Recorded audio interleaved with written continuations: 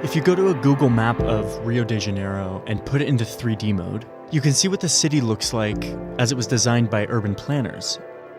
But you'll notice parts of the city that don't look like the rest. See the difference? The people who live in these parts of the city with the clean lines and the well-thought-out design are called people of the asphalt. The people who live in these parts of the city are called people of the hill. Even though the people of the asphalt and the people of the hill live closely intertwined throughout the city, they live vastly different lives. These informal communities that look like houses stacked on top of each other, sprouting out of the jungle, are called favelas, home to both vicious drug gangs as well as some of the most peaceful, creative, and resourceful people in Rio. I want to show you what they look like on the inside.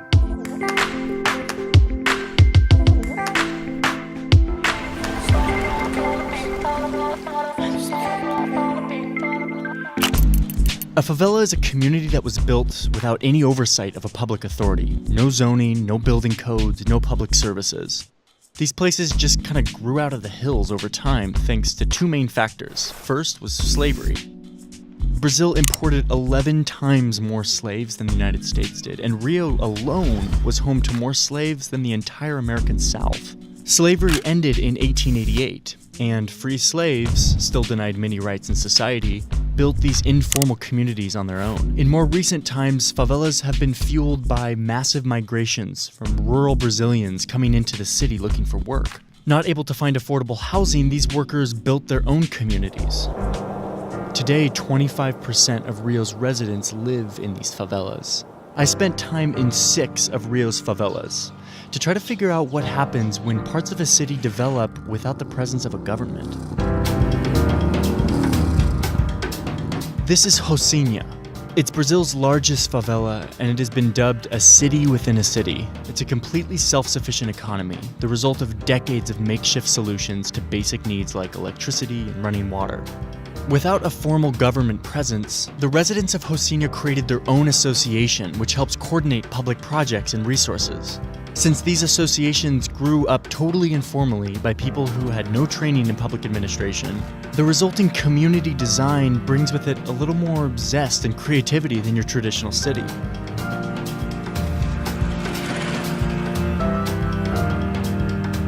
But make no mistake, Rocinha is a full-on, functioning mini-city within the city of Rio de Janeiro. This impromptu resourcefulness is common within favelas. Here I am in Vidigal, a favela not far from Rocinha. This man Paulo is showing me his garden, but it wasn't always a garden. 15 years ago, this hill that we stand on was teeming with garbage. Paulo decided to clean it up, planting trees and cultivating a garden space that now produces fruit. He did this without asking permission because, after all, there was no one to ask permission from. If you look around the garden, you'll realize that everything is made from trash.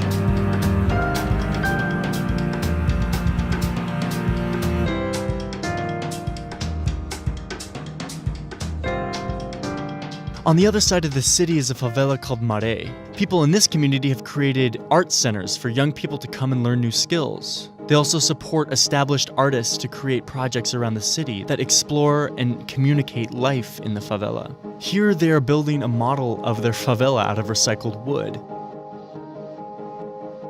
In Providencia, a favela near the port zone, I met up with this guy, Mauricio, a photographer who lives in this amazing house.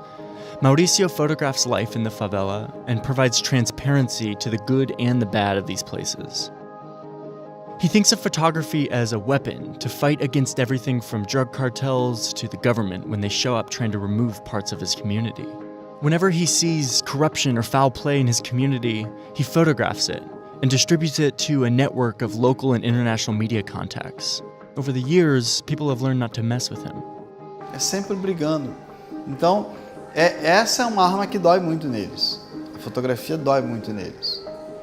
Você resolve muito fácil com a fotografia. So why are these people who live in poverty and neglect so driven to create beauty in order to survive? É porque você sempre espera pelo poder público. E o poder público nunca está pronto para você. Porque se a gente não fizer aqui, não é eles que vão vir aqui fazer. As coisas são mais permitidas. E outro é um lugar muito esquecido. This reality of neglect from public investment has created a culture of creative survival. But there's a dark side to this too. So right now we're traveling over Complexo de Alemão, which is a huge complex or block of favelas. We're not going into the streets today because this place is still very much run by drug trafficking gangs. I would be sugarcoating the situation if I didn't talk about the fact that drug gangs still have major influence in a lot of the favelas, and Alemão is one of those places. Perhaps the most powerful gang in Rio is called the Red Command, a group that began as a left-wing political rebellion and whose headquarters are here in Alemão. Cocaine arrived in Rio in the 1980s, enriching the gangs and allowing them to grow in power and territory. The Red Command became more violent and lost its political ideology, focusing entirely on drug and arms trafficking. The fact that favelas are informal and unregulated, it means both that they can become incredibly vibrant because people can take this attitude and build on qualities and be creative and change your environment. But it also means that you can get incredibly dysfunctional places when the energy and the kind of approach is the opposite. So you have these two extremes and they come out of the same force of kind of informality and lack of regulation and kind of flexibility. In 2008, the city of Rio was ready to take over the lawless territories of Rio.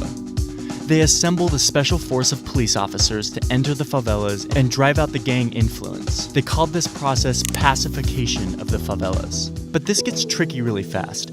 There's been this big discussion in the United States about police brutality, but Brazil is on a whole different level when it comes to police violence and corruption. Human Rights Watch estimates that US police kill 1 person for every 37,000 arrests. In Rio, they say that number is 1 in every 23 arrests. So you can see why some felt skeptical of letting the police come into the favelas to try to restore order. This is Santa Marta. It's the first favela that received pacification forces back in 2008. It also happens to be the place where Michael Jackson decided to shoot a music video.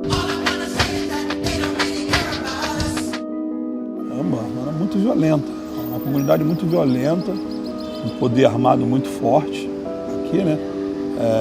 Tinha dia de tiroteio começar de manhã e terminar à noite, em pleno na praça. Depois da pacificação, foi a zero, chegou a zero.